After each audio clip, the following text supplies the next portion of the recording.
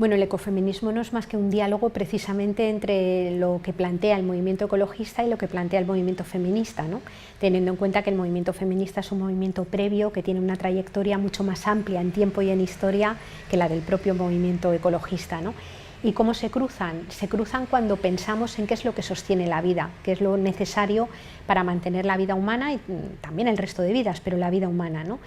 Y nos damos cuenta de que somos seres ecodependientes, es decir, que dependemos de la naturaleza, somos naturaleza y formamos parte de ella, de una naturaleza que tiene límites físicos, pero también somos seres interdependientes, es decir, somos seres que uno a uno no podemos vivir si no hay otras personas a nuestro alrededor que a lo largo de toda nuestra vida, pero sobre todo en algunos momentos del ciclo vital, se ocupan de cuidar ese cuerpo vulnerable y finito en el que transcurre encarnada la vida humana, ¿no? Es decir, cuando pensamos en cómo se sostiene la vida, en la sostenibilidad de la vida, y nos damos cuenta de que hacen falta esas relaciones de codependencia y esas relaciones de interdependencia que han sido sostenidas históricamente y de forma muy invisibilizada, sobre todo por mujeres, nos encontramos con que hay un diálogo muy potente y, desde mi punto de vista, absolutamente necesario para entendernos mejor como especie y para comprender mejor cómo podemos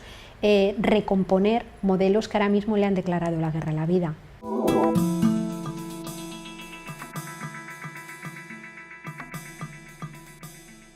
A ver, yo diría, a mí me resultaría muy pretencioso decir que el ecofeminismo es la opción al sistema capitalista o es lo único, digamos, un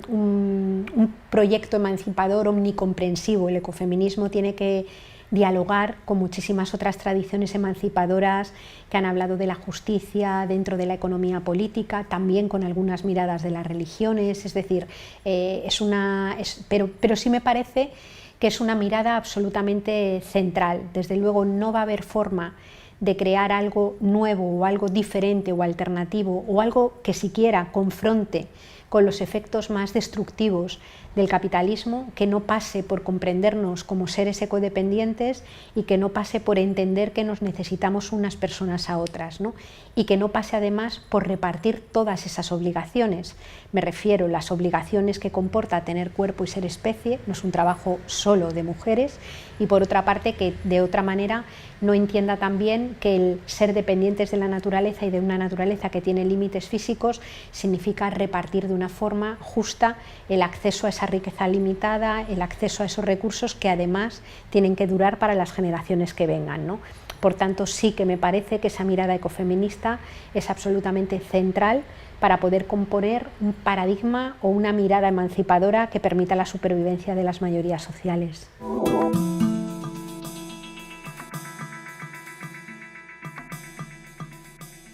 Bueno, pues estamos hablando, solemos decirlo de una forma que suena muy bien y es mucho más fácil decir que de hacer, ¿no?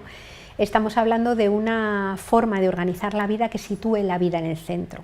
es decir, que sitúe como prioridad el mantenimiento de vidas, y no de cualquier tipo de vidas, sino de vidas que merezcan la pena vivirse, de vidas que se vivan bien, ¿no?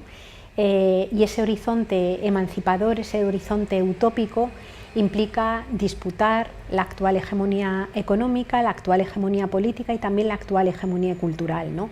Pasa por plantearnos qué necesidades hay que satisfacer para todas las personas, qué es entonces lo que hace falta producir y cuáles son los trabajos socialmente necesarios para construir alrededor de esa reflexión.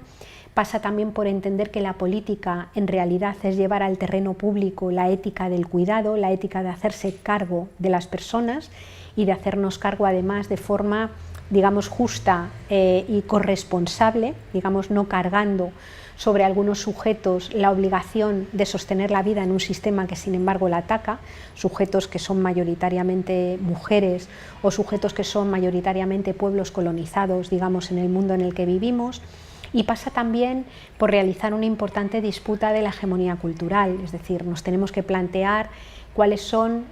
digamos, desde esa perspectiva que sitúa la ecodependencia y la interdependencia como centrales, cuál es el concepto de seguridad, cuál es el concepto de vida buena,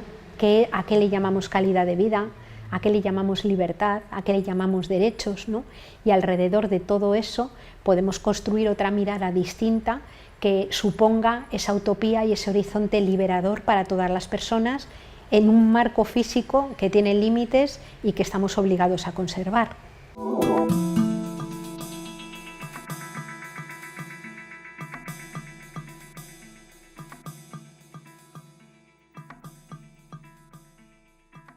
Yo diría que la tendencia hegemónica es esa, ¿no?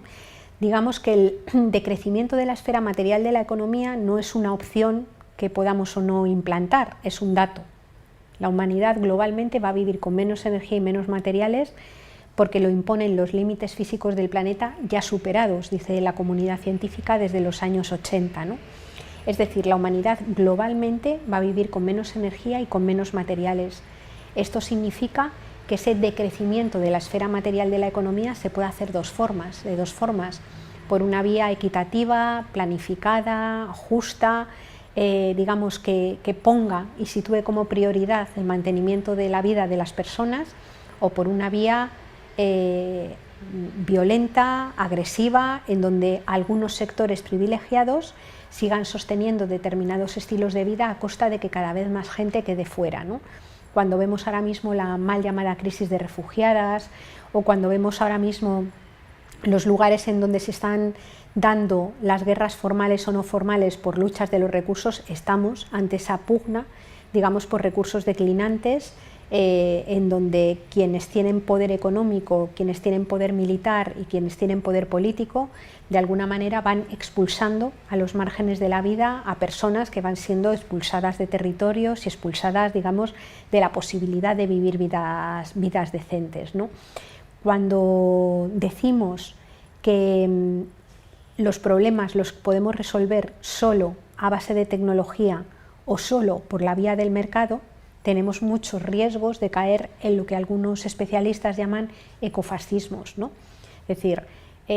¿podemos extender, por ejemplo, el coche eléctrico a toda la población del planeta? Pues no hay minerales para hacerlo. ¿O sería posible, digamos, que determinados mecanismos tecnológicos que creemos que son más verdes puedan ser extendidos a toda la población del planeta? Pues muchos de ellos no. Digamos que la prueba del algodón es ver si las alternativas que planteamos son escalables, son universalizables o no. Si no son universalizables y son solamente para unos pocos, tenemos el riesgo de caer en propuestas ecofascistas, digamos, que hablen de sostenibilidad ecológica, pero expulsando a mucha gente y no acogiendo, digamos, dentro de esa sostenibilidad a las mayorías sociales.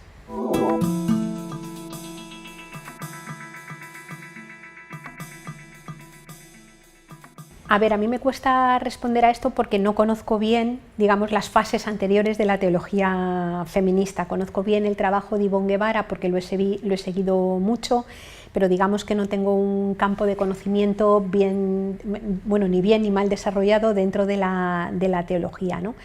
Lo que sí que creo es que al margen de la espiritualidad cristiana,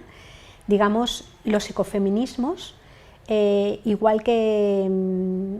otros movimientos sociales, sí que son campos en donde se puede recoger una nueva espiritualidad o pueden albergarse espiritualidades, ya sean adscritas a religiones que tienen nombre o espiritualidades laicas, por así decir, ¿no? Entendidas como lugares en donde se puede encontrar sentido vital, en donde se puede encontrar sentido de vida